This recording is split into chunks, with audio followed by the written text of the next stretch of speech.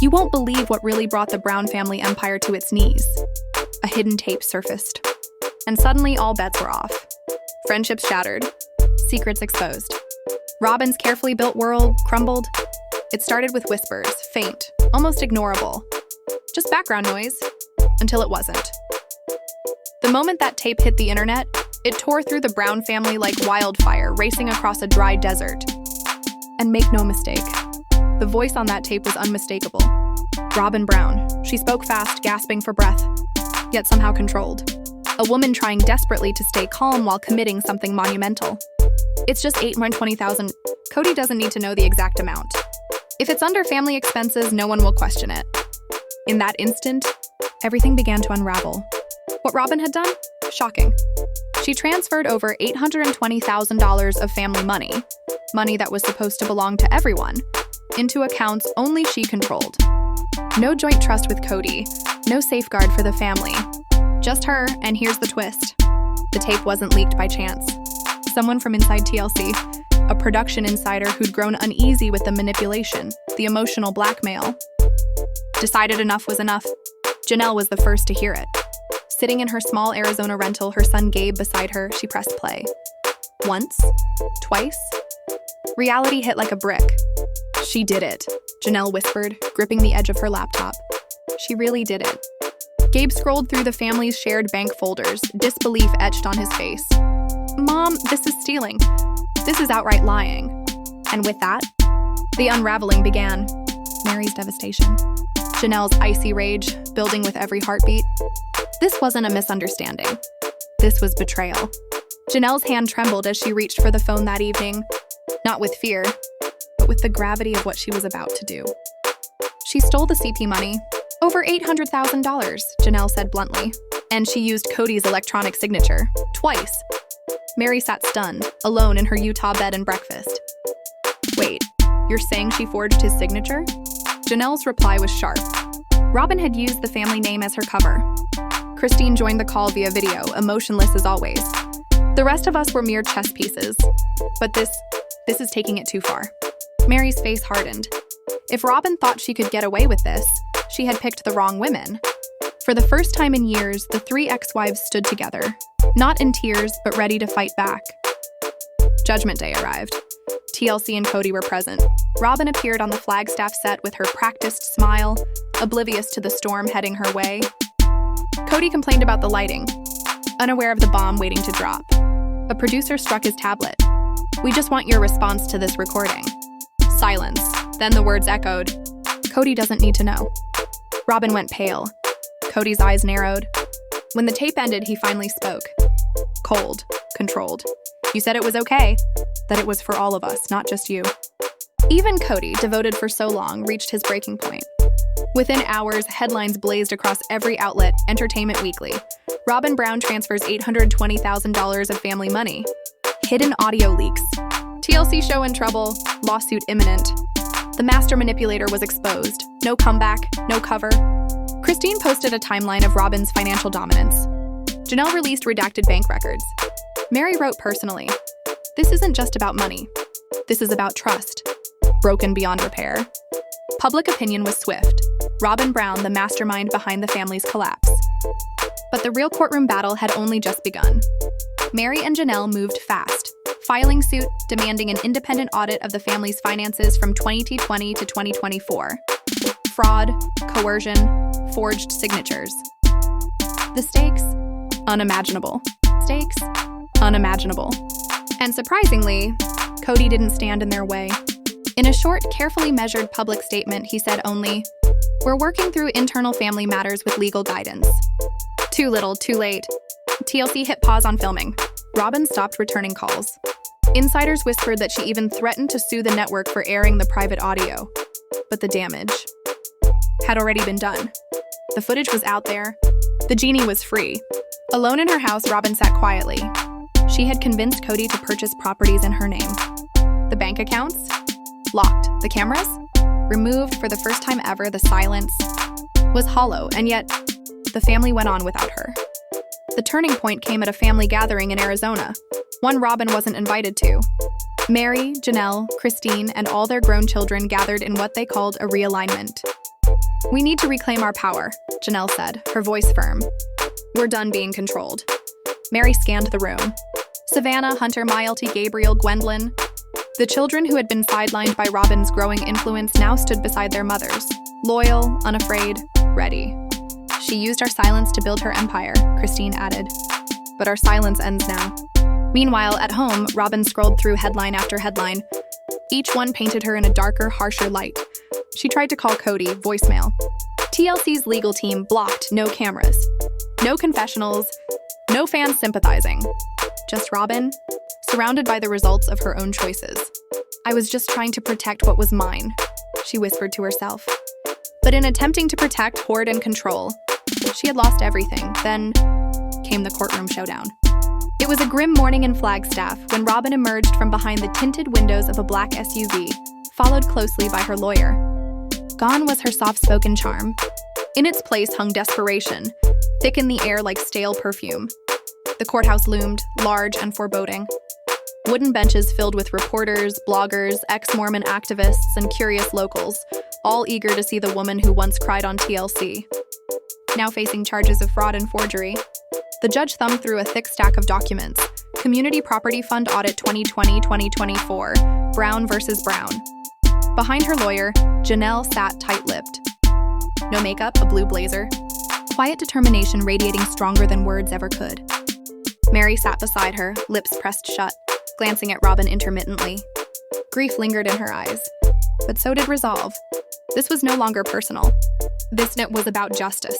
Then the gallery fell silent. The surprise witness was called. "Mr. Cody Brown, step up." Gasps echoed. A tense pause. Cody rose slowly, inhaled deeply, and moved forward. Exhaustion weighed him down. The showman energy, gone. Even his hair was slicked tighter than usual, as if he were clinging to himself. Cody was asked directly, "Did you approve the transfer of more than $820,000 into accounts in only Robyn Brown's name?" A long, heavy silence filled the courtroom. "No," he finally said. "I didn't read the forms. I trusted Robyn." The judge leaned forward, eyes narrowing. "Did you know 3 of those forms carry your electronic signature?" Cody hesitated, then shook his head. "No, I didn't. I just trusted her when she said she was streamlining things." It wasn't Cody's breakdown that delighted the ex-wives, it was his admission. Finally, he had stopped shielding the deception they had all unknowingly been complicit in. And now, the cracks in Robyn's carefully constructed world were on full display, in front of the entire world. Janelle stepped forward, quiet fury radiating from her. She didn't just present facts. She told the family's story. She traced the history of their finances, how the money had once been shared, how Robyn had slowly insinuated herself into control, how she had insisted everything go under her name. "I questioned things," Janelle said, voice firm. "And Robyn told me I was being paranoid, that I was creating mistrust. But now we know she wasn't assisting. She was concealing." She turned her gaze directly to Robyn. "You lied. Not only to Cody, but to all of us. You stole from our children. You stole from our future." Something inside Robyn snapped. Her lawyers shifted nervously. The evidence was overwhelming. Unmatched digital signatures, secret transfers absent from records, even backdated changes to official books. Her defense tried to portray her as an overwhelmed, reluctant accountant, doing too much because no one else would. Then came Christine's affidavit. Devastating. She spoke of years of exclusion from financial decisions. She recalled Robyn plotting in secret to take control once the other wives inevitably left. "We were unstable," Christine wrote. "We didn't deserve equal shares." She laughed.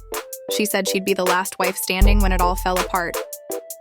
Robyn's mask finally cracked, not into tears, but into something colder.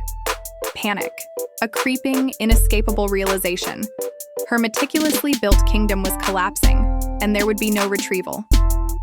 By the end of the day, the judge issued new directives, a forensic examination of all Brown family funds, a freeze on Robyn's private accounts, a second hearing scheduled for next week. Outside the courthouse, cheers rose. Janelle descended the steps, head held high. Meri followed. No words were necessary. Their triumph was etched across their faces. The era of Cody and Robyn was over. Inside, Robyn slumped on a cold hallway bench. Her attorney muttered, "Next steps." She didn't respond. eyes fixed on the floor, glazed. Her image, her power, her money all slipping through her fingers. Cody sat alone, elbows on knees, head buried in his hands. For the first time in 40 years, the spotlight had shifted. And it wasn't coming back.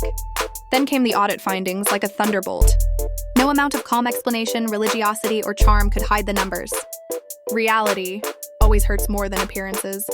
The courtroom filled with reporters, TLC representatives, and staff, watching as a thick, red-covered audit report was wheeled in. Judge Helms opened it, voice sharp, unflappable. 14 distinct financial transfers totaling $823,410. 52 were made between 2020 and 2024 into 3 private accounts in the name of Robyn Brown. Gasps rippled through the room. Murmurs filled the gallery. The numbers spoke louder than any confession. And the walls of Robyn's empire crumbled further with each passing second. The revelations didn't stop there. 2 secret trusts were uncovered, trusts holding property never before disclosed. 1 Flagstaff property, purchased outright with $412,000 in cash, taken straight from the family's community property account. Meri nodded slowly. Janelle folded her arms, unflinching. Cody slumped back in shock, the magnitude of it sinking in. Even Christine hadn't anticipated the scale. And there was more. A Sedona vacation home hidden without any title disclosure. TLC series appearance fees. Diverted from the family LLC directly into Robyn's personal business, Sullivan Holdings. Her lawyers protested, citing privacy. But it was too late. The judge had the logs, the IP trails, the money trail. Everything laid bare. Behind Robyn's carefully curated public persona were covert trusts, shell accounts, concealed properties, and most tragically, stolen dreams. Perhaps the most shocking revelation, college savings accounts, meant for the children of all 4 wives, had been secretly redirected into private investment streams controlled solely by Robyn. The Brown Futures Fund, an account Janelle and Meri had, lovingly established to support all the children, was drained to a mere 4 7s and 12s. Where did the rest go? Quietly, into accounts under the names Simply Dayton, Brianna, and Aurora, registered with Sullivan Educational Holdings. Janelle didn't weep. She had braced herself. But Savannah, she did. With Gabe, Garrison's close friend, she heard the news in a tiny museum. She took everything meant for all of us, Savannah whispered, and left us with nothing. Cody, the king with no crown, spiraled. Cameras captured him pacing the courthouse hallway, fists clenched, mumbling, "How could she do this? How could I let her do this?" Later, sitting alone outside the courthouse, staring into spinning dust, Cody was a man unmoored, no longer head of the household, no longer guardian of anything. A reporter asked, "Did you feel Robyn lied to you?" He didn't answer directly. "I believed everything she said. I opened our house up to her, and she torched it to the ground." Meanwhile, Meri acted decisively. With the audit public, she filed an official motion demanding restitution. Her lawyers called for return of all improperly used community funds, forced sale of concealed trust assets, a full criminal investigation into forgery and false ownership filings. Janelle signed. Christine, though no longer officially part of the family, went public. "Even though I'm no longer part of the family, I'm still seeing justice served. You can't hold on to what was never yours." Robyn. Robyn's cracks turned into craters. She disappeared into her bedroom for nearly 2 days. Phone calls from lawyers and TLC went unanswered. Surrounded by designer purses, property deeds stuffed into shoeboxes, stacks of unused Amazon boxes in her closet. Possessions once cherished, now evident. And in her hand, the final court notice. Sullivan Trust Holdings, 30 days to comply. For the first time in her meticulously constructed life, there was no audience, no TLC crew, no Cody, no one to perform for. A legacy unraveled. Legacy unraveled. The internet reacted quickly, viciously. Fans who once rallied around Robyn turned on her. Reddit, YouTube, TikTok. Headlines exploded. Robyn, the wife who brought down the family. What happened to the money? A SisterWives reckoning. Even TLC issued a statement. The network is considering future filming in light of recent legal developments. Cody went silent. Meri, Janelle, and Christine began negotiating a potential spin-off, tentatively titled Reclaimed Life After Polygamy. And Robyn? She remained behind the walls she had built, the very walls constructed with the money she claimed was protection. The final day in court arrived. The courthouse was quiet. No cameras. No theatrics. Hushed tones. Paper shuffling. The gravity of what had been a family hung heavy in the air. Robyn appeared in all black, shaking, seated at the defense table. Her eyes red, puffy. Her attorney? Exhausted. Papers shuffled silently. The observation deck was packed, but these spectators were not fans. They were witnesses to justice. Janelle sat straight, resolute, gaze fixed on the judge. Not for vengeance, but for closure. Meri carried a single manila folder, the very first document Robyn had created, the one that started it all. She never let it go. Judge Helms entered silently. Calm, solid, authority honed from years of seeing the powerful crumble. Page turned. Room scanned. Verdict rendered. Upon careful examination of the financial records, sworn statements, and forensic audit, this court holds Robyn Brown accountable for misappropriation of community property funds, concealment by fraud, and civil forgery of financial documents. Robyn's shoulders shook. Her lips moved, but no sound escaped. Then came the crushing decree. Total liquidation of the BRS Family Trust. All assets including Flagstaff and Sedona homes. Sold at market value, $823,410. $52 repaid to the original community property account, now managed by an independent trustee chosen by Meri and Janelle. Every misappropriated college savings restored to the children via the reinstated Brown Futures Fund. Robyn stripped of all financial authority. No control over Brown family businesses or LLCs. Case referred to the Arizona State Attorney's Office for potential criminal charges. Robyn collapsed inward. A muffled sob escaped. Her attorney reached out. She recoiled. She wasn't ready for comfort. Meri felt no pity. Janelle exhaled. Long even. A quiet rise of strength. Outside, the two women walked hand in hand. A force of determination and resilience. This wasn't about money. It never was. Years of silence, sacrifice, loyalty being pushed aside. Finally confronted a woman who built an empire in shadows while weeping in public. At the sidewalk corner, Christine waited. She hugged them, tearful. "We did it," Meri whispered. "We reclaimed what was ours."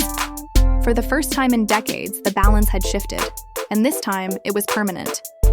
Robyn returned home that evening. The house, no longer hers. A transition letter, 45 days to vacate unless she could buy it back. Impossible. The home was silent. Dayton Brianna Aurora sat quietly at the dinner table. "Now what?" Aurora asked softly. Robyn opened her mouth, but no words came. Nothing. The empire she built on secrecy, fear, and control, reduced to silence and sorrow. Meanwhile, Meri and Janelle moved forward. In a small office with their lawyers, they examined the reallocated trust funds. One Utah vacation home. One Arizona commercial property. 40% of all TLC residuals now in their names. No champagne, no celebration. Just steadfast determination. Every inch of freedom earned, every scar worn proudly. They signed the papers. Stepped outside. Janelle smiled faintly. Now we define what legacy means. Cody, last seen leasing a small one-bedroom apartment on the outskirts of Flagstaff. Hair grayer, phone silent, limelight gone.